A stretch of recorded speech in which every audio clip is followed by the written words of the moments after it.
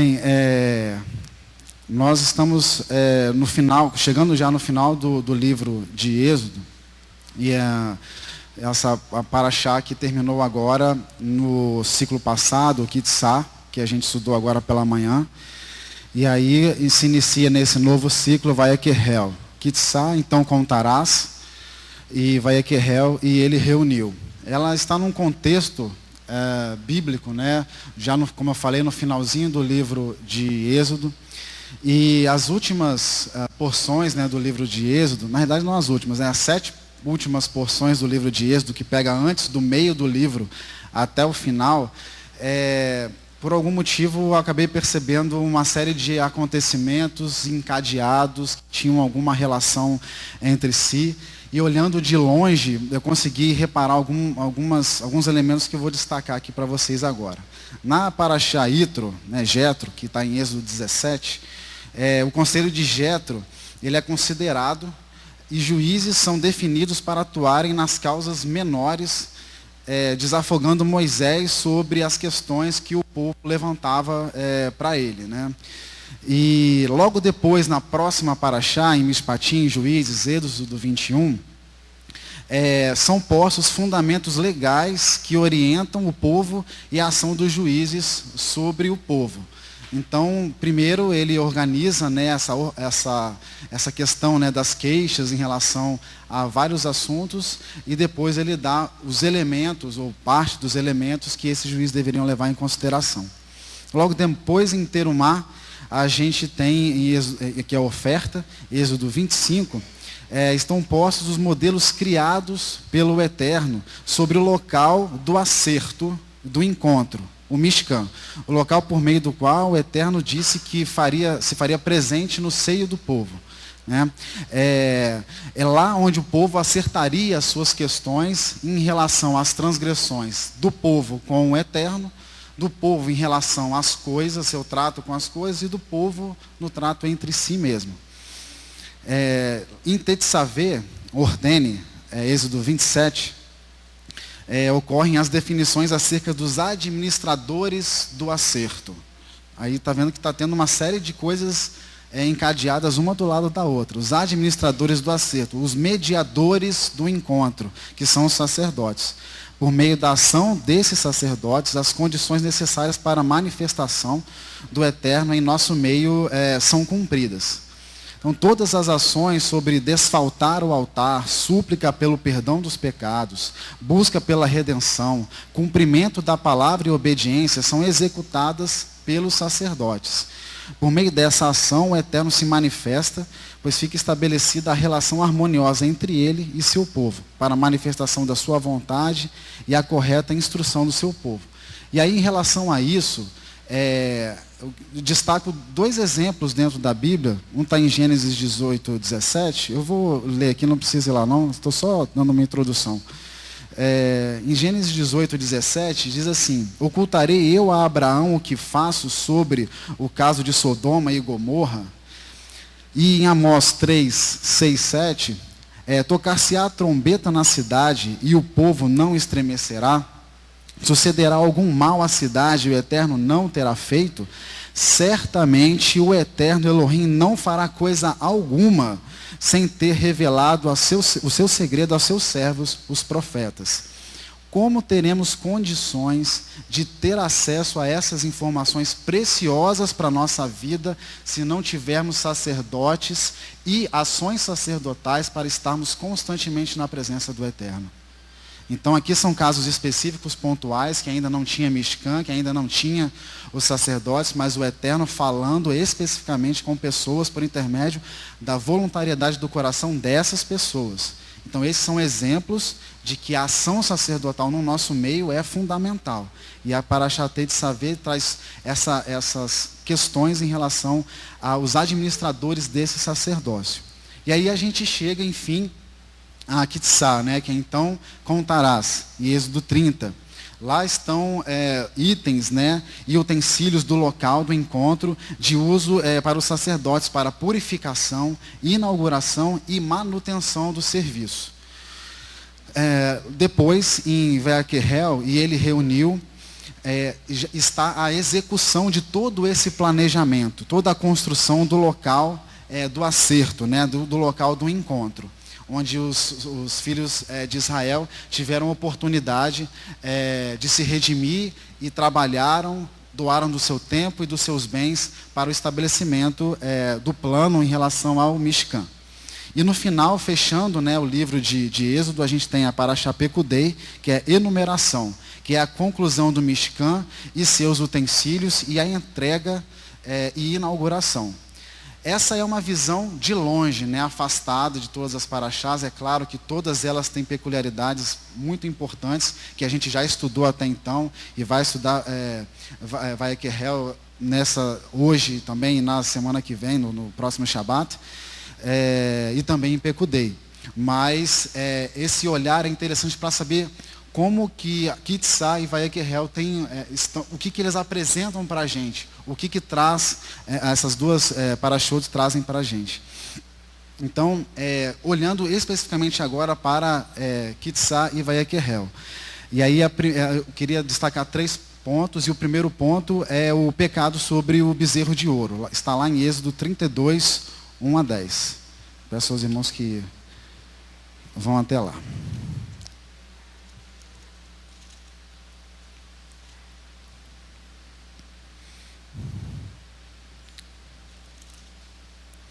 O bezerro de ouro.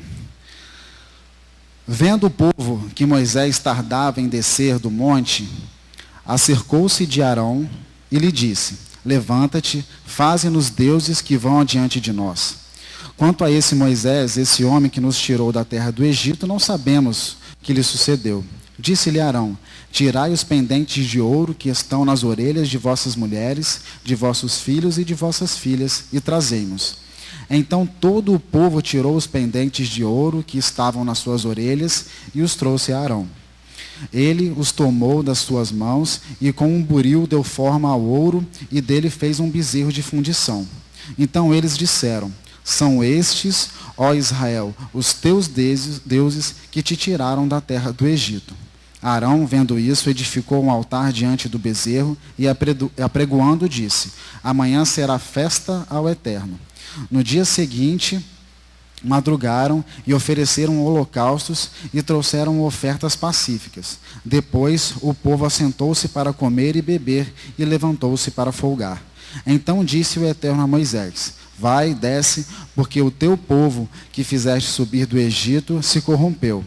Depressa se desviou do caminho que eu lhes ordenei e fizeram para si um bezerro de fundição. Perante ele se inclinaram e lhe ofereceram sacrifícios e disseram: são esses, ó Israel, os teus deuses, que te tiraram da terra do Egito. Disse mais o Eterno a Moisés: tenho visto a este povo, e é povo de dura cerviz. Agora, pois, deixa-me para que o meu furor se acenda contra eles e os consuma. Então eu farei de ti uma grande nação. Nesse caso, a gente vê revelada a inexperiência, né, do povo em relação, no que diz respeito ao relacionamento com o Eterno. Então, um certo afobamento, né, uma certa falta de fé, dúvida e corrupção pela vida no Egito. Foram 400 anos de vida no Egito e esse fato aconteceu meses após a saída do Egito. Obviamente isso não é uma desculpa, né? O povo já tinha experimentado algumas maravilhas que o Eterno tinha feito. A palavra do Eterno, tudo que eles ouviram do Eterno já tinha se cumprido, e então eles não tinham assim nenhum tipo de motivo para ter esse tipo de atitude, mas tiveram, e a gente vai ver durante esse estudo que é uma característica própria da humanidade. Mas o povo, ele foi cruel em relação a isso, usando de astúcia, corrompendo, né, Arão. Arão também, por sua vez, como primeiro sumo sacerdote, caiu nessa situação. E nós tivemos que ter, pela primeira vez, ali uma grande intercessão em relação a Moisés, ao povo de Elohim. Foi uma primeira intercessão, mas não foi a última, né? Vamos ler então essa intercessão no versículo 11. Porém Moisés suplicou ao Eterno, seu Elohim, e disse: Ó Eterno, por que se acende o teu furor contra o teu povo, que tiraste da terra do Egito com grande força e com forte mão? Por que hão de dizer os egípcios: para mal os tirou, para matá-los nos montes, e para destruí-los da face da terra? Torna-te da ira do teu furor, e arrepende-te deste mal contra o teu povo. Lembra-te de Arão, de Isaque e de Abraão, de Isaque e de Israel, teus servos, aos quais por ti mesmo juraste, e lhes disseste: multiplicarei os vossos descendentes como as estrelas dos céus, e lhes darei toda essa terra, de que tenho dito, para que a possuam por herança eternamente. Então o Eterno se arrependeu do mal que dissera havia de fazer ao seu povo. Então, todo o povo participou desse levante contra o Eterno, nesse caso do bezerro de ouro, e aí foi um desvio coletivo, né? E a intercessão de Moisés para o Eterno não exterminar o povo abrangeu 3 itens: as promessas feitas aos patriarcas, a repercussão para os inimigos em relação ao extermínio do povo de Israel, o que causaria essa repercussão, esse extermínio, e o renome adquirido pelo Eterno devido aos grandes feitos para livramento do povo da opressão do Egito. Como eu falei, essa não foi a primeira vez, né? Não, essa foi a primeira vez que ele intercedeu em relação a essa possibilidade de extermínio, mas ela não foi a última. Moisés intercede da mesma forma aqui, que em Kitsá, lá em Shelar Lehá, que envie para ti em Números, lá no capítulo 14. Vamos lá? Números 14. Em Números 14, o contexto era o seguinte: o povo de Israel levantou os espias para entrarem à terra e espiarem, né, a terra. E aí a gente conhece essa história. Foram identificados 12 espias, e dentre esses 12, 10 fizeram um relato pessimista, né? Na realidade, eles fizeram um relato concreto, real do que tinha, mas eles fizeram uma avaliação pessimista do que era a terra prometida em relação às pessoas que ali habitavam e a situação do povo no deserto. E aí a situação, a gente vai fazer a leitura aqui de Números 14, de 1 até 23. Então toda a congregação levantou a voz e chorou em voz alta aquela noite. Todos os filhos de Israel murmuraram contra Moisés, e Arão e toda a congregação lhes disse: antes tivéssemos morrido na terra do Egito, ou mesmo neste deserto. Por que nos traz o Eterno a esta terra para cairmos a espada e para que nossas mulheres e crianças sejam por presa? Não nos seria melhor voltarmos ao Egito? E diziam uns aos outros: levantemos um capitão e voltemos para o Egito. Então Moisés e Arão caíram sobre os seus rostos perante todo o ajuntamento dos filhos de Israel.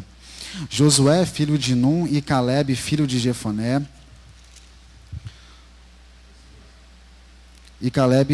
Josué, filho de Num, e Calebe, filho de Jefoné, dos que espiaram a terra, rasgaram as suas vestes e disseram a toda a congregação dos filhos de Israel: a terra pelo meio da qual passamos a espiar é terra muito boa. Se o Eterno se agradar de nós, então nos fará entrar nesta terra e nos-la dará. É uma terra que mana leite e mel.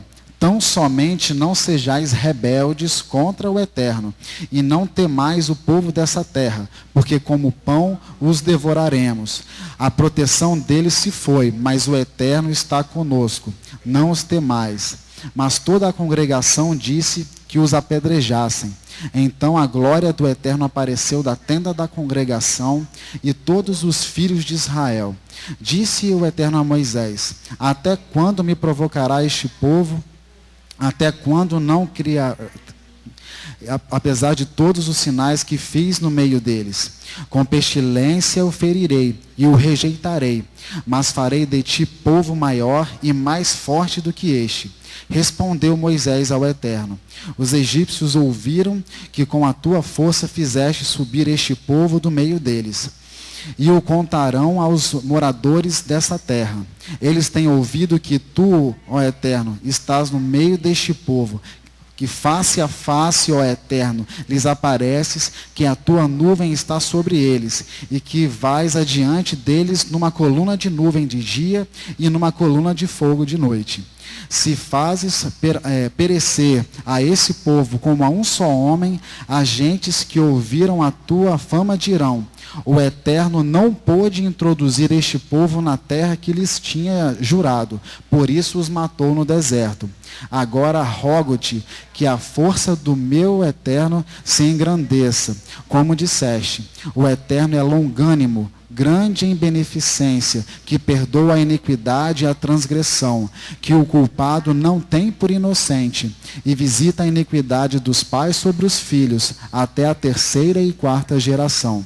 Perdoa a iniquidade deste povo, segundo a grandeza da tua benignidade, como também perdoaste a este povo desde a terra do Egito até aqui. Disse o Eterno: conforme a tua palavra lhe perdoei. Porém, tão certo como eu vivo, e que a glória do Eterno encherá toda a terra, nenhum dos homens que viram a minha glória e os meus sinais que fiz no Egito e no deserto, e me tentaram 10 vezes e não obedeceram à minha voz, nenhum destes verá a terra que prometi com juramento a seus pais, nenhum daqueles que me desprezaram a verá. Aqui a gente tem mais uma intercessão, mais uma situação de levante do povo de Israel contra o Eterno, e mais uma intercessão de Moisés. Só que essa intercessão, ela já vem com outros atributos, ela já vem mais encorpada. Por quê? Isso aqui aconteceu mais de 1 ano daqueles acontecidos que a gente viu anteriormente. Então, acontecendo mais de 1 ano, o povo já tinha mais experiência com o Eterno. Já tinha passado um ciclo. O tabernáculo já tinha sido montado. Todo o sistema que o Eterno, esse sistema primário que o Eterno havia organizado, já estava em funcionamento. E aí, quer dizer, o peso dessa transgressão teve um lugar muito maior. E aí também a intercessão do Eterno, de Moisés em relação ao povo de Israel, também precisou ser maior. Lá no versículo 13, ele levantou que o conhecimento que os povos tinham sobre a retirada, a força de Israel das terras do Egito, que era um argumento que ele já tinha utilizado. No versículo 14, conhecimento de que o Eterno habitava no meio do povo e que tratava face a face com o povo e que era sustentado por ele. É um fato novo, um fato forte e um fato que atemoriza os povos da terra. O versículo 16 levanta a hipótese de que os povos argumentariam sobre a incapacidade de Elohim em cumprir a promessa da terra escolhida, da terra prometida, né? E no versículo 19, por fim, Moisés pede perdão em relação a todos os pecados desde a saída do Egito até aquele local, né? E o posicionamento do Eterno em relação a isso, mais uma vez, é de extrema misericórdia. Só que ele não usa mais de uma situação figurada, como ele usou em Êxodo 32, 33, quando ele fala que ele riscaria aquele que pecar, ele riscaria do livro dele. Essa é uma situação figurada. Ele determinou claramente que aquela geração não veria a terra prometida. A promessa da terra prometida permaneceria, né, como a promessa do Eterno aos patriarcas e para toda a humanidade, mas aquela geração que saiu do Egito não entraria. Então ele não teve por inocente o pecador, né, individual, mas ele absolveu o povo por intermédio dos atos de justiça, tanto da intercessão de Moisés, como também do próprio povo, como a gente vai continuar vendo nesse estudo.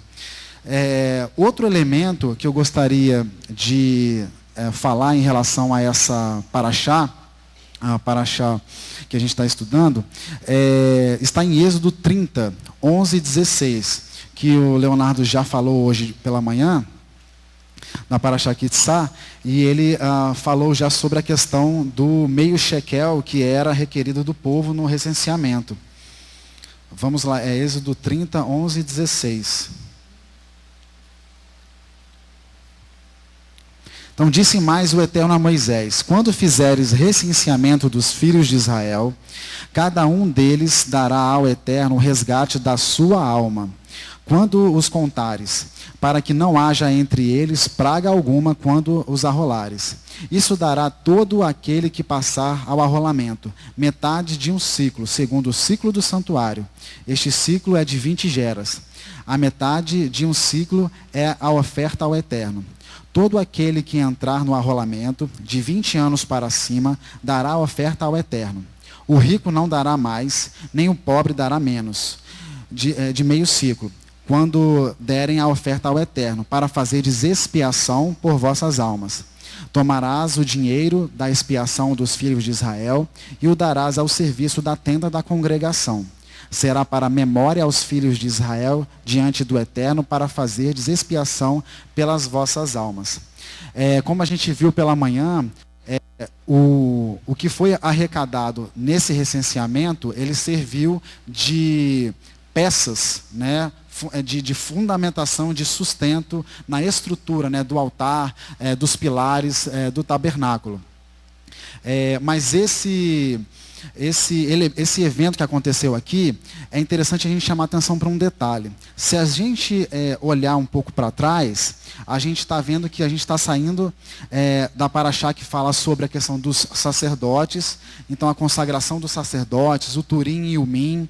A gente fala sobre o altar do incenso, aí fala sobre essa questão do resgate e depois fala sobre a pia de bronze, o incenso sagrado. Vocês percebem que tem uma lacuna, ele aparece com um elemento no meio de toda essa estrutura. Tem toda a estrutura do tabernáculo, tem toda a estrutura dos utensílios do tabernáculo, tem toda a estrutura da vestimenta dos sacerdotes, de como os sacerdotes deveriam proceder em relação à vestimenta, e aí do nada aparece a questão do resgate da alma, como se fosse uma coisa fora solta.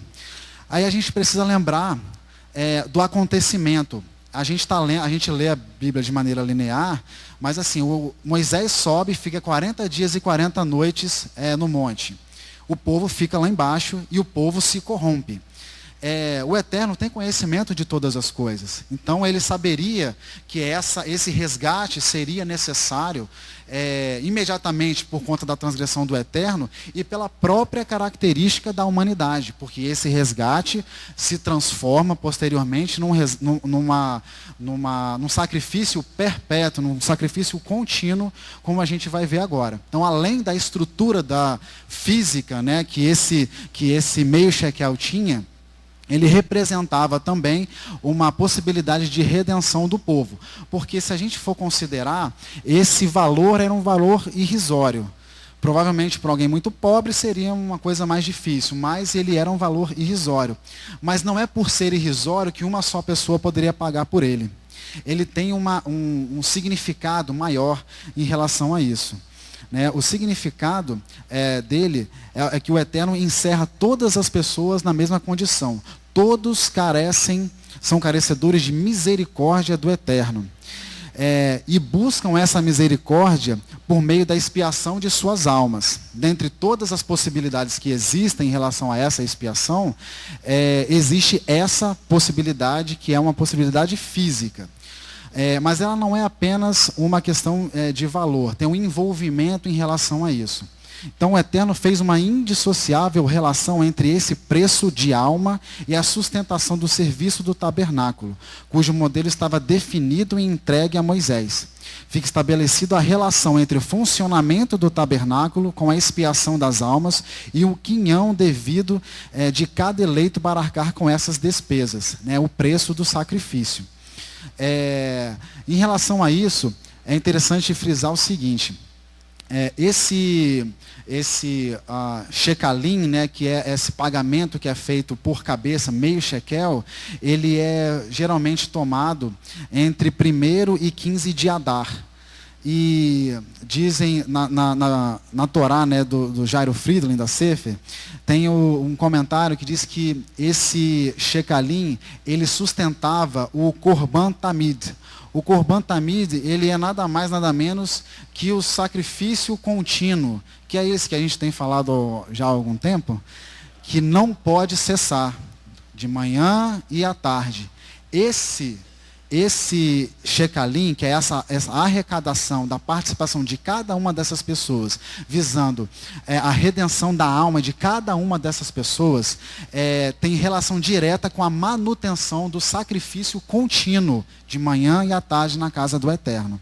Então não é o valor, não é necessariamente o valor, apesar do Eterno fixar o valor, porque a pedagogia do Eterno é essa, ela é física, porque a gente carece dessa necessidade de entender, né, tatilmente, né, a questão que o Eterno fala para a gente, é a intenção que o Eterno tem de saber que aquele gesto tem relação com a busca da redenção da alma de cada um e da participação da alma de cada um.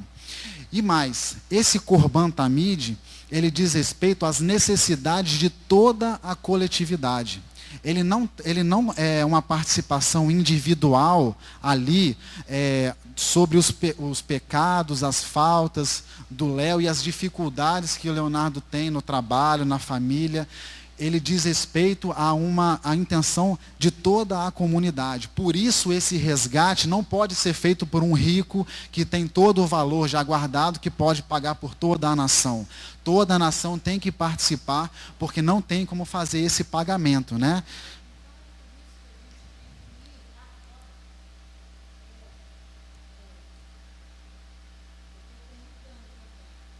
A pastora está me perguntando. Não, eu estou perguntando que às vezes deve ser a pergunta deles também. Tá. Por isso que então nós temos que ir lá fora, fazer isso no meio do povo.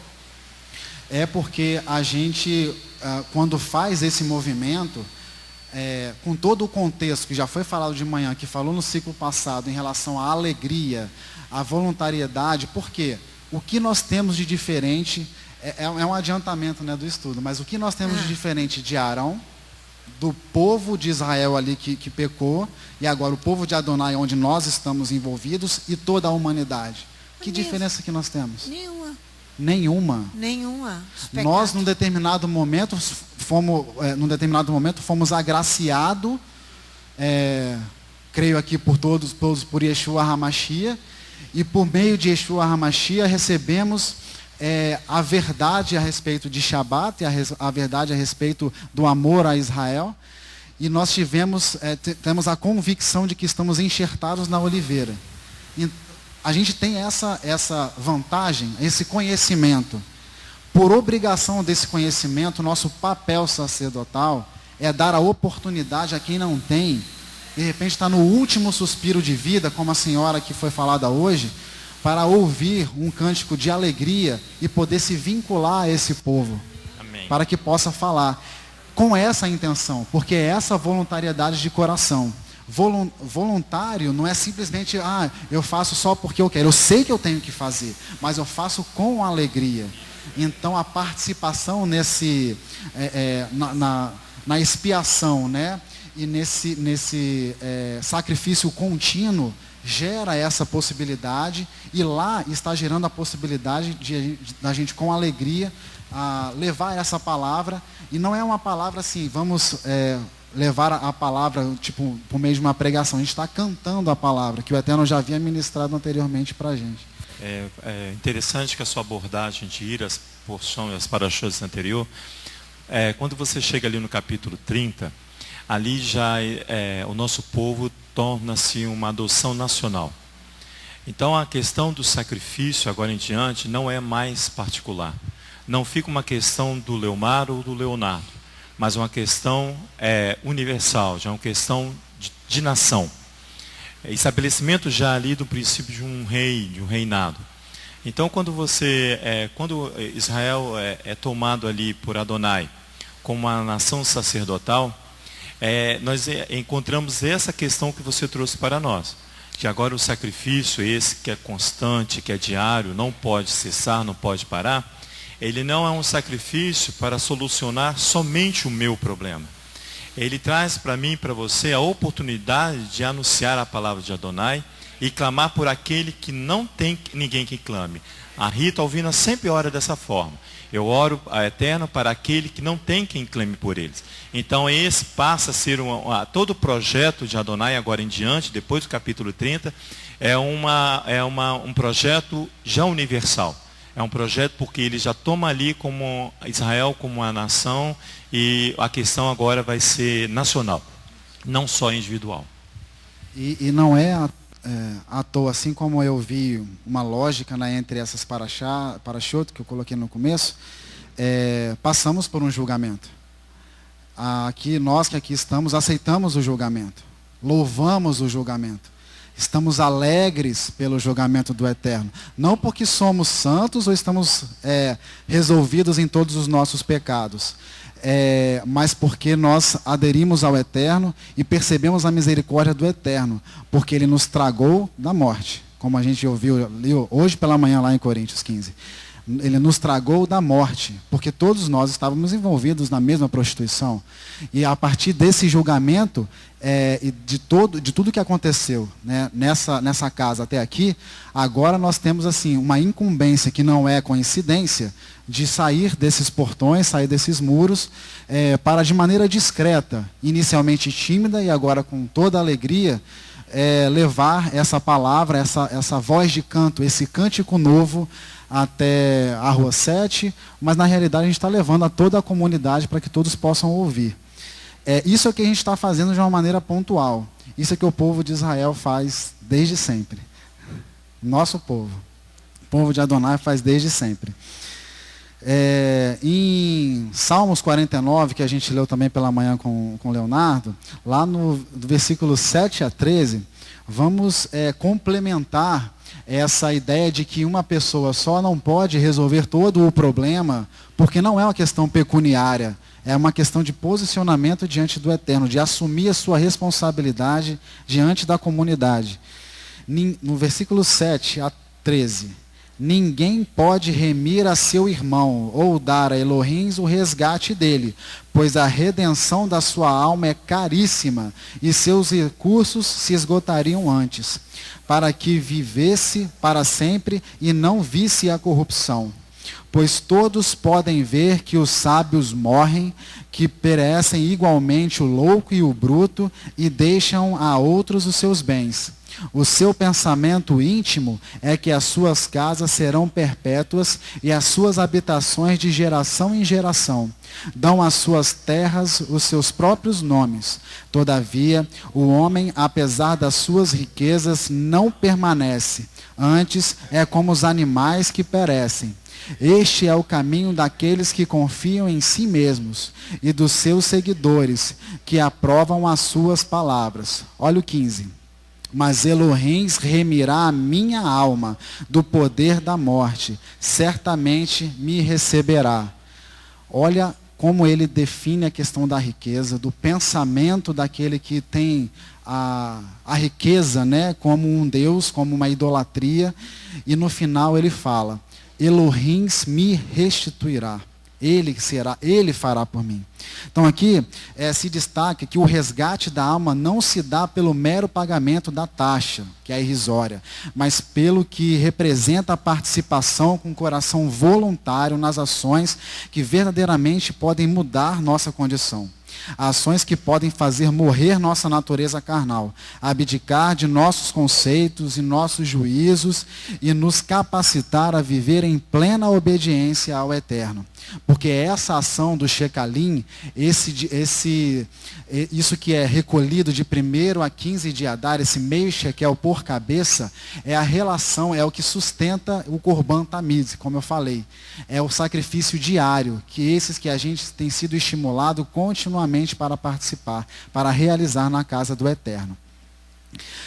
Um outro elemento que eu destaco já na Parashá Vayekhel é a dedicação do povo na construção do Mishkan. ele traz mais uma inquietação da minha parte, né? Porque após o pecado do bezerro de ouro, o perdão, a execução da punição e a entrega das novas tábuas da lei, o povo com coração voluntário é estimulado pelo Espírito do Eterno, repleto de habilidades e condições para executar as tarefas em relação aos tecidos, às peles dos animais, metais preciosos, madeira de entalhe, entre outros, devota tempo e recurso em abundância para a construção do Mishkan. Então, assim, ao mesmo tempo, o povo ele é retirado do Egito, ele vê as maravilhas do Eterno, ele diz que fará e obedecerá ao Eterno, ele transgride de maneira fortemente em relação ao Eterno, ele é absolvido e num outro momento próximo, ele está totalmente dedicado às doações e ao tempo para trabalhar na obra do Eterno, na construção do Mishkan. E aí assim, como que pode ser uma situação dessa? Como que esse povo pode ser desse jeito? Como que ele pôde ser desse jeito naquela situação? E aí eu achei interessante um comentário de um rabino chamado Yair Kaham, que ele faz uma parábola em relação a isso. Porque a gente, vendo, né, que o povo transgrediu, a gente tem uma ideia, sabe que foi ruim, mas aí ele traz uma parábola. Ele diz o seguinte: imagina dois jovens noivos que estão prestes a casar. E aí, no seu noivado, o que é normal, eles planejam estar juntos e para isso eles planejam ter bens, comprar, eles encomendam pia, cama, mesa, todos os utensílios do seu lar. E num determinado momento eles casam, ficam felizes e moram juntos, mas ainda não têm no seu lar essas coisas que eles encomendaram. O marido se ausenta por algum motivo e a mulher, por uma fraqueza, ela trai o marido na sua lua de mel. E aí, retornando o marido, ele se ira e define que vai acabar com todo o casamento. Ele acaba com o casamento, está prestes a acabar, mas um amigo intercede por eles. E esse amigo, ele traz essa possibilidade de reconciliação. E essa reconciliação acontece com todo o coração. A mulher, ela se retorna, faz uma techuvá verdadeira. E eles se juntam novamente em sua casa e começam a chegar a pia, a cama, a mesa e todos os utensílios do lar que haviam colocado. E aí imagina a gente com a nossa fraqueza humana, com o nosso ressentimento, se a gente teria o mesmo sentimento em relação a esses utensílios, se a gente teria daria o mesmo valor a esses utensílios. E aí o que diz a Torá, que a relação do Eterno com nós, né, conosco, o seu povo, é que na relação da Parashá Kitzá com Vayekerel, é que sim, é que é o mesmo sentimento, é a mesma arca sagrada, é o mesmo altar, é a mesma menorá. Apesar do pecado do bezerro de ouro, Hashem perdoou o seu povo e estava disposto a realizar plenamente o seu pacto. E aí é por meio de uma verdadeira techuvá, e esse que é o ponto central que eu acho, em relação a esse caso específico, em relação por meio da techuvá, de uma techuvá verdadeira, é que a intenção original do tabernáculo, que é o milagre de ter o Eterno no seio do povo, pode ser estabelecido, pode ser realizado. Então o povo não mediu esforços para colocar a mão, para produzir, para trazer os recursos, e o Eterno não mediu esforços para fazer a parte dele. Passou a ser uma relação, né, entre realmente, um casamento perfeito entre essas duas partes, né? Essa é uma relação que eu considerei interessante para trazer para vocês.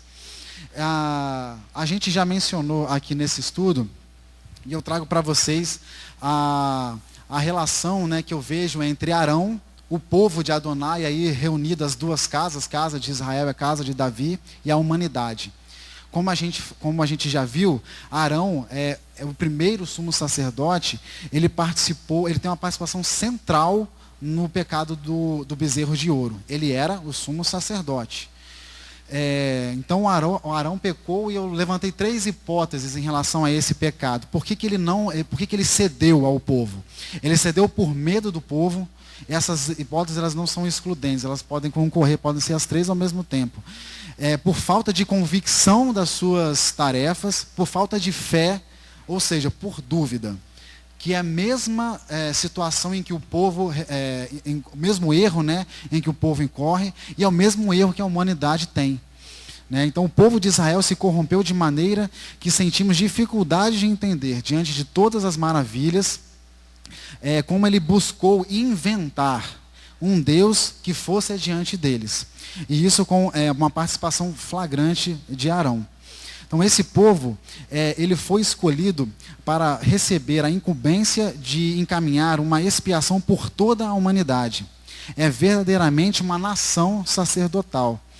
No entanto, essa nação, assim como Arão, possui todas as características da humanidade, todas as suas imperfeições.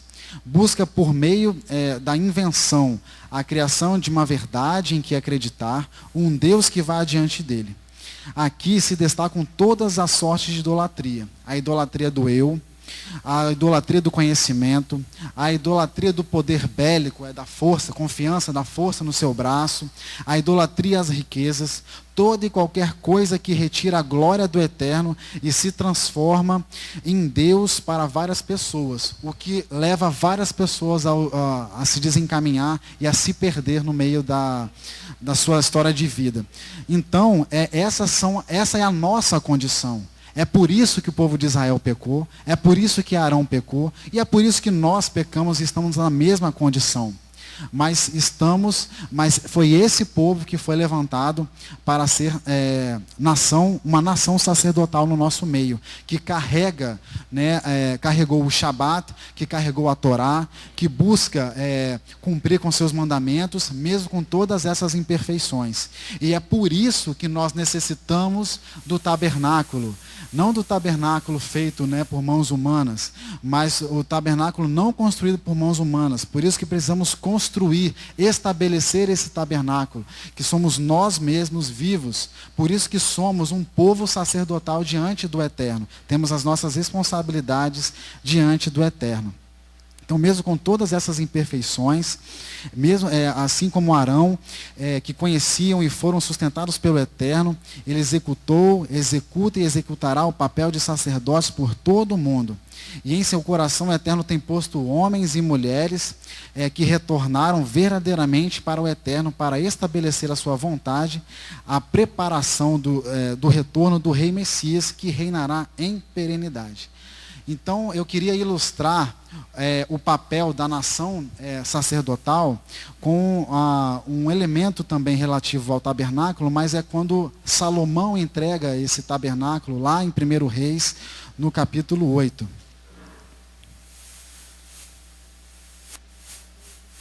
Primeiro Reis, capítulo 8.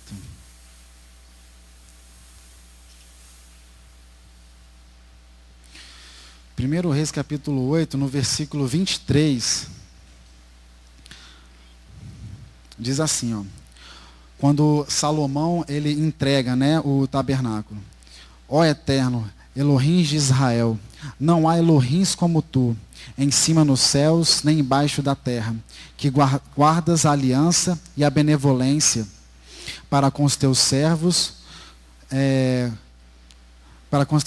que de todo o coração andam diante de ti.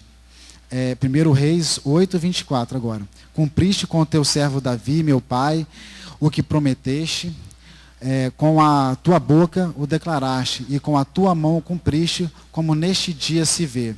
Agora, ó Eterno, Elohim de Israel, faze a teu servo Davi, meu pai, o que lhe prometeste, dizendo: não te faltará sucessor diante de mim, que te assente no trono de Israel, contanto que teus filhos guardem o seu caminho, para andarem diante de mim como tu andaste.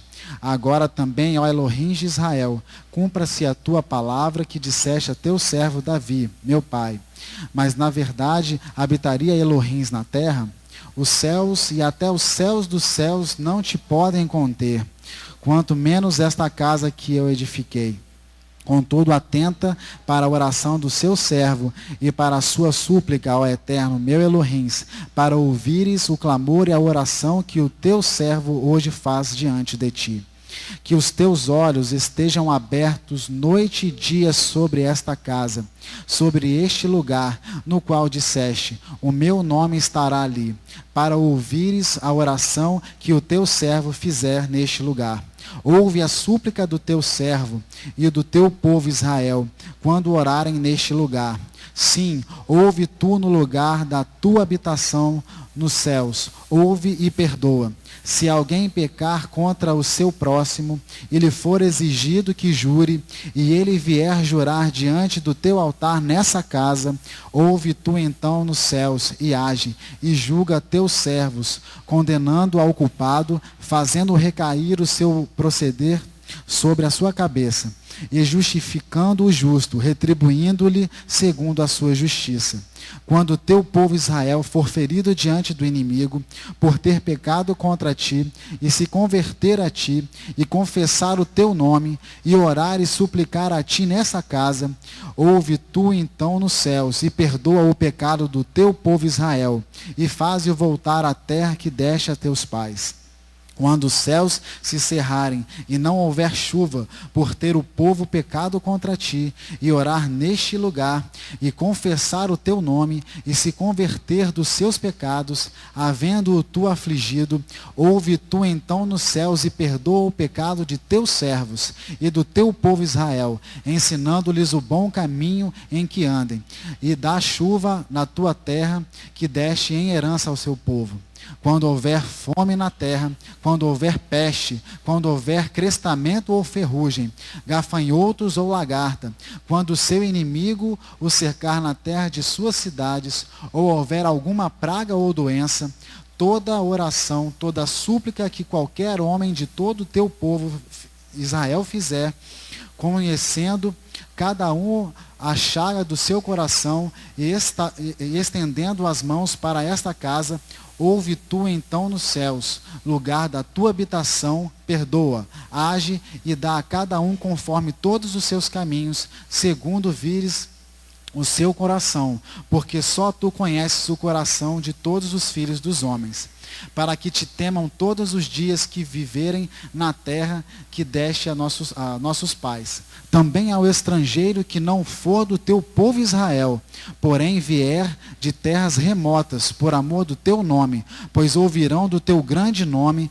e da tua forte mão e do teu braço estendido, e orar voltado para esta casa, ouve tu nos céus, lugar da tua habitação, e faze conforme tudo que o estrangeiro a ti clamar, a fim de que todos os povos da terra conheçam o teu nome, para te temerem como o teu povo Israel, e para saberem que pelo teu nome é chamada esta casa que edifiquei.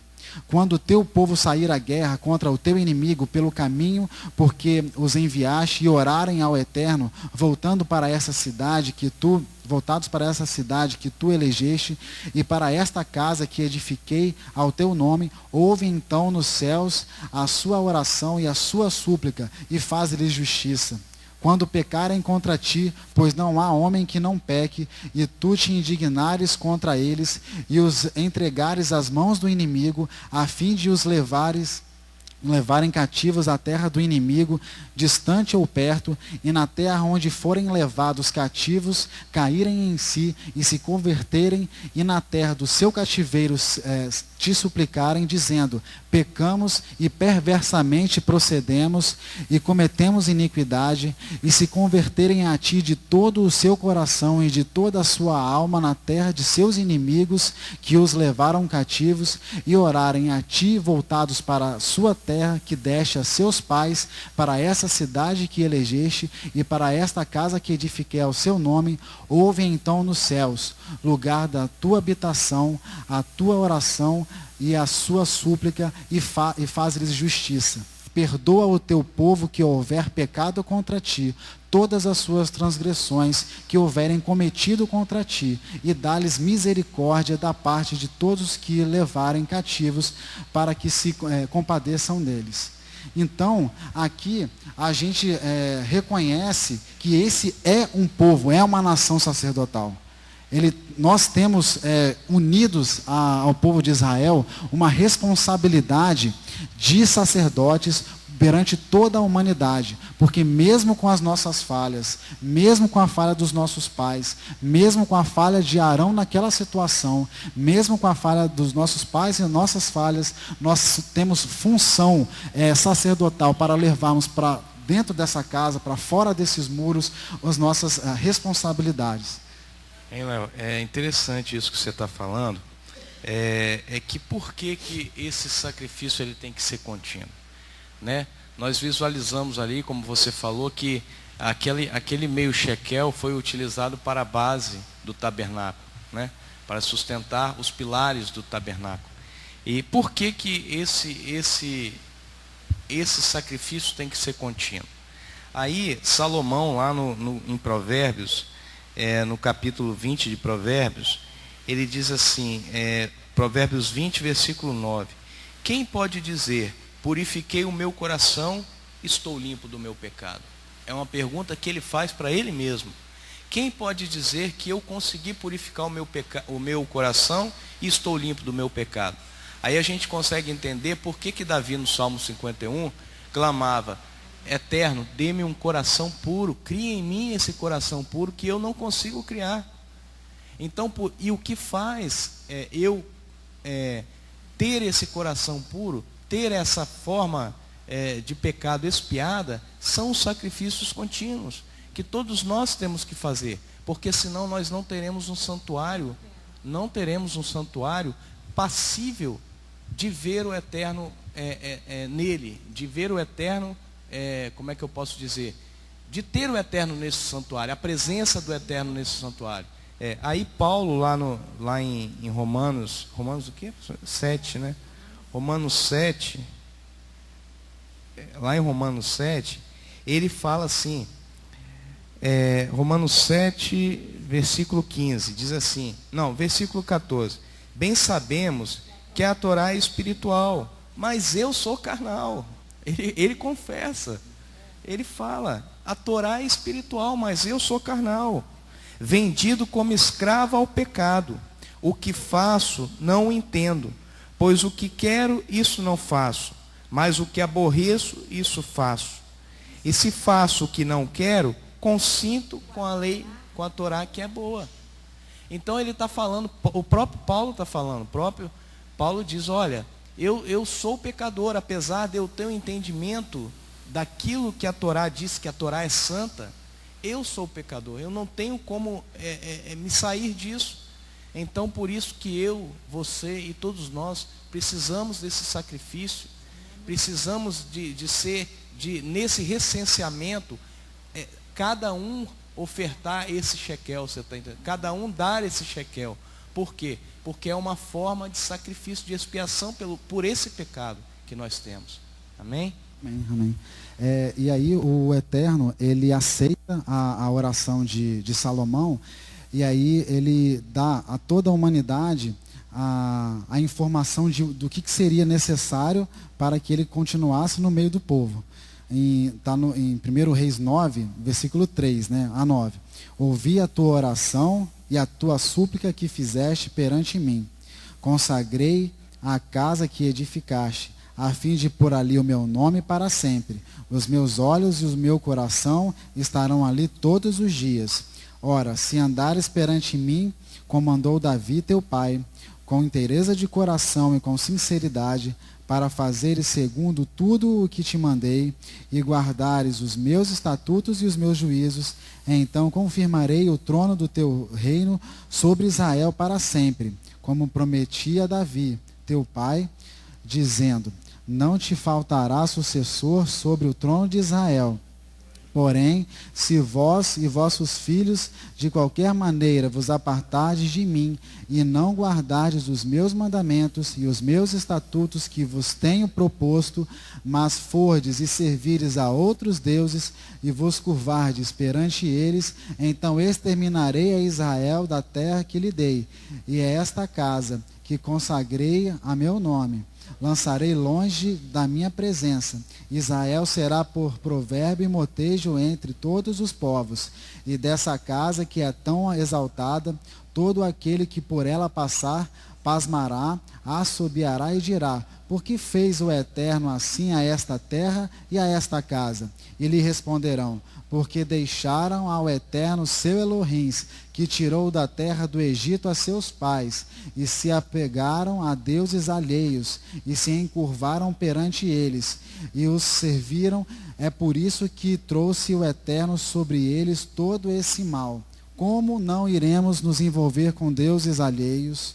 Como saberemos, aqui como diz no versículo 3, ouvir a tua oração, diz, versículo 4, se andares perante mim como andou Davi, com sinceridade e inteireza de coração, para fazeres segundo tudo o que te mandei. Como que vamos saber? Como teremos as instruções, o direcionamento? Como a gente vai confiar no nosso próprio braço? A gente vai continuar em casa, orando, fazendo os nossos serviços, tomando o nosso tempo com toda sorte de coisas, sem dedicar nenhum tempo ao Eterno, sem manter aceso, né, o incenso, sem prestar, né, o serviço que nós temos que prestar continuamente na casa do Eterno? Exatamente, coletivo, porque nós temos essa responsabilidade de maneira coletiva. E por fim, o Shabat, ele é lembrado em dois momentos, tanto na Parashá Kitzá como na Parashá Vayekerel. E aí ele é lembrado, né, em Êxodo 31, 16 e 17, eu vou ler aqui por causa da tradução da Torá do Friedland, que diz assim, e guardarão os filhos de Israel o Shabat, para fazer do Shabat por suas gerações uma aliança perpétua. Entre mim e os filhos de Israel será um sinal para sempre. E no início de Vayekerel, que Vayekerel é quando reunires, né? É quando reunires? E ele reuniu. E ele reuniu no contexto justamente para ele começar a falar sobre o Shabat. Antes de falar sobre toda a obra do Mishkan, ele falou sobre o Shabat. Por quê? O povo todo envolvido naquela obra não tinha autorização para profanar o Shabat. Pelo contrário, tinha que se reunir o Shabat, se resguardar de toda a força de trabalho em relação ao Shabat. E aí tem duas questões que são interessantes. Isso foi um aviso público de que não existe coisa mais importante e mais sagrada capaz de testemunhar a íntima relação entre Elohim e o seu povo do que o dia de Shabat. Então a gente tem que recordar todo esse contexto que a gente está estudando agora, de nação sacerdotal, de construção de um tabernáculo, onde a gente tem que ter uma função, como povo de Adonai, temos uma função sacerdotal. E é no Shabat que a gente tem essa plena relação de intimidade com o Eterno. O templo, ele foi um outro elemento interessante, que o templo foi a separação, né? A santificação de um espaço físico, onde o homem deve construir, elaborar e exercer suas habilidades e tarefas, purificando, mantendo o altar desfaltado, ungindo e etc. Mas o Shabat é uma separação do tempo. Ele é um momento, algo intangível que você não pode pegar e o qual não se pode recuperar.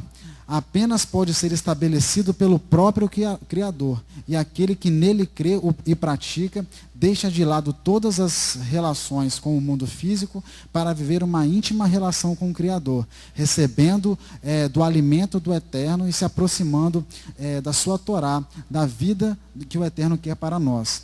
E aí, aproximo o entendimento de que a era do Mashiach, a vinda, né, do reino do Mashiach, tem uma relação íntima com esse significado do Shabat. Uma separação de um espaço e de um tempo específico para a adoração, onde nós estaremos dedicados exclusivamente para a obra do Eterno. Então, com a união dos povos em reverência e com alegria ao Eterno, como aprendemos durante esse ciclo que passou, e esse encontro é estabelecido entre nós, o seu povo e ele, o Eterno Criador, num tempo e num espaço estabelecido. Então essa alegria que nos foi requerida durante todo o ciclo, né, passado, eu acredito que o Eterno espere que nós continuemos, né, com essa alegria nas nossas atividades diárias e também no serviço lá na Rua 7 na sexta-feira. Que nós tenhamos que plenas condições de permanecer louvando a Ele com toda alegria e com um cântico novo. E aí eu estava me perguntando, a gente tem vários locais, né, da nossa Bíblia sobre esse termo, um cântico novo, né? E aí eu vi nessas orações que temos feito em Isaías 61, que nos mostra o objetivo, né, o objetivo do cântico novo, que é trazer a verdadeira alegria da consolidação do reino do Machia, no cumprimento da vontade do Eterno. Isso está lá bem logo no começo, nos versículos, né, 1 a 3 de Isaías 61. Isso. Nossa, vocação sagrada, diz Leomar. Aqui, ó. Isaías 61, de 1 a 3. Ó, o Espírito de Elohim está sobre mim, porque o Eterno me ungiu para pregar boas novas aos pobres. A gente vai lá, a gente faz o sacrifício contínuo e a gente vai lá na rua 7 fazer com esse propósito, não dissociado do Espírito. O Espírito está sobre nós porque Ele está empurrando a gente para fazer essas coisas. Enviou-me a restaurar os contritos de coração, a proclamar liberdade aos cativos e a abertura de prisão dos presos, porque a lamentação chegou até os céus. O Eterno tem falado que a lamentação tem chegado até os céus e nós temos que proclamar com alegria a palavra dele. A apregoar o ano aceitável do Eterno e o dia, a era messiânica, e o dia da vingança do nosso Elohim, a consolar todos os tristes, a ordenar acerca dos tristes de Sião, que se lhes dê ornamento por cinza, óleo de alegria por tristeza, vestes de louvor por espírito angustiado. Eles se chamarão árvores de justiça, plantação do Eterno, para que ele seja glorificado. E aí a gente mais uma vez fala de óleo, de veste, de porção do Espírito. Isso tem uma relação única. Nós estamos todos envolvidos nessa situação, continuamente, todos os dias, e nessa ação que nós temos que levar para fora dos nossos muros. E o que devemos cantar como um cântico novo? Como diz o Eterno, a palavra dele não está escondida nos céus, não está escondida nos céus ou embaixo nas profundezas do mar. E o que nós devemos cantar como cântico novo, a gente só proclama todo o Shabat, que é o Salmo 96. Vamos terminar fazendo essa oração do Salmo 96.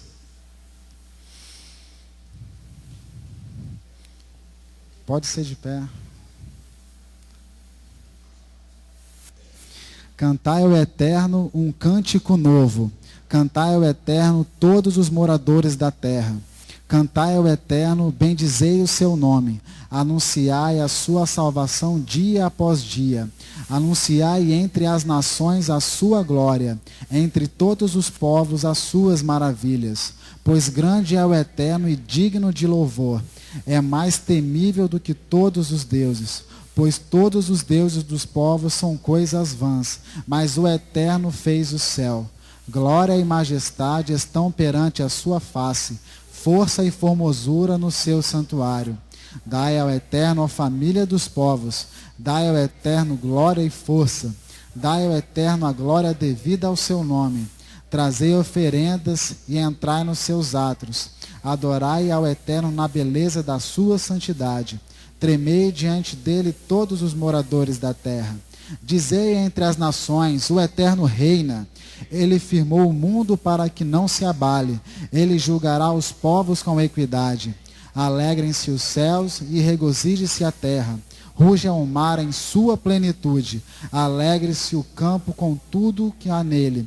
Então se regozijarão todas as árvores do bosque perante a face do Eterno. Pois ele vem julgar a terra, julgará o mundo com retidão e os povos com a sua verdade. É ou não é para ficarmos alegres proclamando esse salmo, cantando esse salmo? É esse cântico novo, proclamar a unidade do Eterno, proclamar que a salvação vem do Eterno, proclamar com alegria que ele julgou a terra e que nós estamos felizes por isso. Eterno, em nome de Yeshua HaMashiach, bendito seja o teu santo nome. Que esse ciclo seja um ciclo na tua presença. e nós possamos receber de Ti todo o alimento espiritual de que necessitamos, ó Pai. Obrigado em nome de Yeshua HaMashiach. Amém.